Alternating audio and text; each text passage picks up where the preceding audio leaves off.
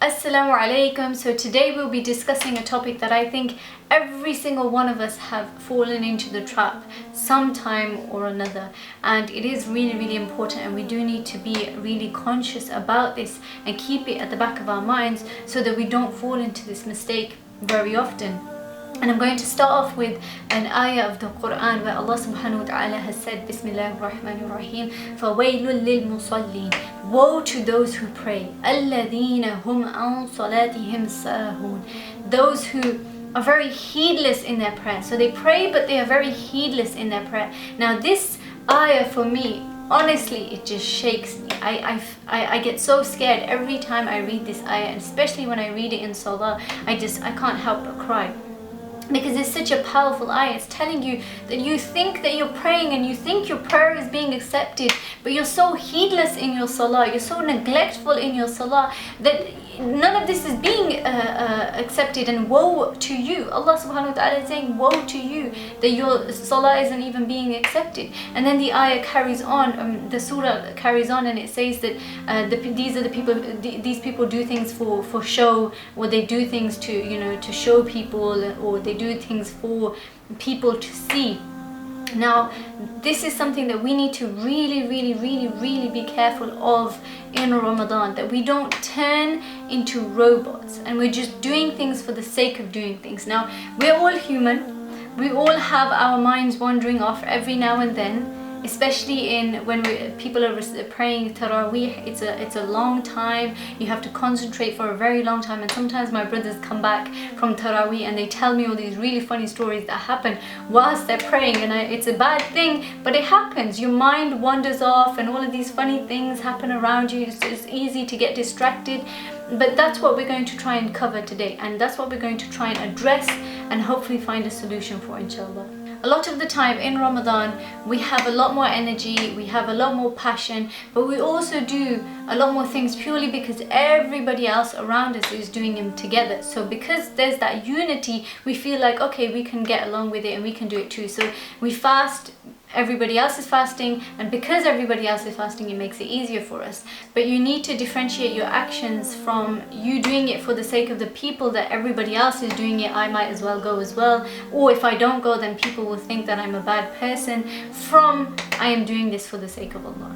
And you need to differentiate your actions. And when you do things as a group, or when you do things collectively, especially in the month of Ramadan, it is very easy to just do things because everyone else is doing them. But you need to refresh your niyyah, like I mentioned in my other video. Refresh your niyyah, remind yourself why you're doing this. All throughout Ramadan, you're going to have to constantly refresh your niyyah. And it's very important that you do not get caught up and become a robot. So you're just doing it just for the sake of it. You need to feel. When you're doing your ibadah in Ramadan, you need to feel. And this is something that all of the scholars have said with the Quran. I know we have to finish the Quran in the month of Ramadan. 1 juz a day is a minimum. I understand that. But do not whiz through it like your life depends on it and you're waiting to get to the end. And they say that it's so disrespectful to the Quran to turn and to look where the end of the juz is.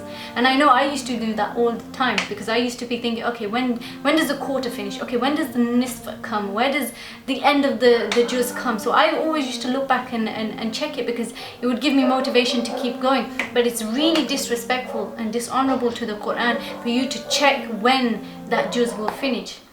Because you should be reciting because you want to recite, not because there's this great race of how many Qur'ans you will, Khatmul Qur'ans you will do in Ramadan, or whether you can even finish one Qur'an, and it's that pressure on every single person.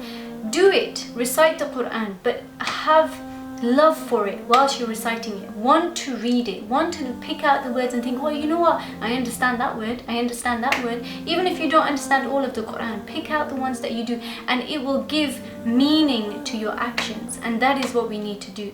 Bring meaning into our actions. When you pray Taraweeh, you need to bring meaning into those positions that you're doing. Otherwise they're just positions. They could be yoga positions.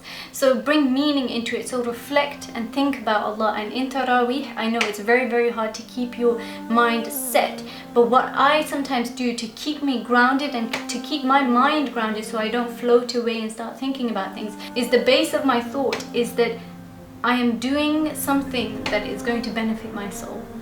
Right now, whilst I am standing, whilst I am praying, whilst I am in sujood, this is feeding my soul. And at that same time, I think this is my purpose being fulfilled. And that's when you remember the ayah of the Quran, that Allah did not create jinn and man except to worship Him. So my sole purpose in life is to worship Allah. So when I am praying Taraweeh, what keeps my mind grounded is, this is my purpose being fulfilled right now. Now what can I take from this? And then from there, I think about Allah. I think about the blessings He has given me, and not thinking too much about the blessings because your mind does get distracted, but then I reflect on how amazing and how great Allah subhanahu wa ta'ala is. And another way to keep your mind grounded is the ayah or the surah that you will be reciting in Taraweeh. Quickly go through the translation, understand what is being said, so whilst you are reciting it, you know what you're reciting, you understand the meaning of it, and then you reflecting on the meaning of the surah and what your tongue is saying, rather than your tongue doing fast forward recitation and your mind being in KFC.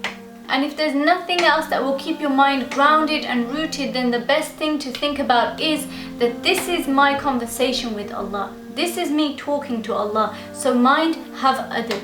Have adab. So you're saying to your mind, have some respect. You're in a conversation with your Lord right now. And that will hold you down. That will keep your mind set, and it will make you think that, you know, there has to be a level of respect in this action that I'm doing, because I'm in a conversation with Allah subhanahu wa ta'ala. And hopefully that should help. Hopefully it should keep your mind grounded. But for me specifically, I do keep reminding myself during Taraweeh that this is my purpose in life. This is what I am supposed to be doing. This is what I was born for. So give it your all. That's what I keep saying to myself. So during the middle of Ramadan, we do tend to become very lethargic, and we do things as a routine rather than because of all of that passion inside us. But you need to be careful. Do not be from amongst those people that Allah subhanahu wa ta'ala has said, woe to them, that they pray yet they are so heedless of their salah. And we need to be careful of that. And it's a scary thought to think that, you know, it's hard enough for us to, you know, in 2015 to even be praying 5 times a day. And the fact that we do, even when we do, we don't even know if that prayer is accepted. So don't be from amongst those people that does any action that you're doing in Ramadan. Don't be from amongst those people that are doing it with no heart, doing it without a conscious mind. They're just doing it mindlessly like zombies and robots. So protect yourself from being robots, inshallah. Bring meaning back into your actions. Thank you. I will leave the previous video here for you, the Ramadan journey series, all those little tips that we need to keep us going in Ramadan. That is the last video, and then we have other videos that I have done before. Subscribe to the channel, like the video, and share it with everyone, because everybody needs a reminder every now and then. And please make dua for me and all of the Dis to Diamonds team, and be my witnesses on the day that I brought the message to you.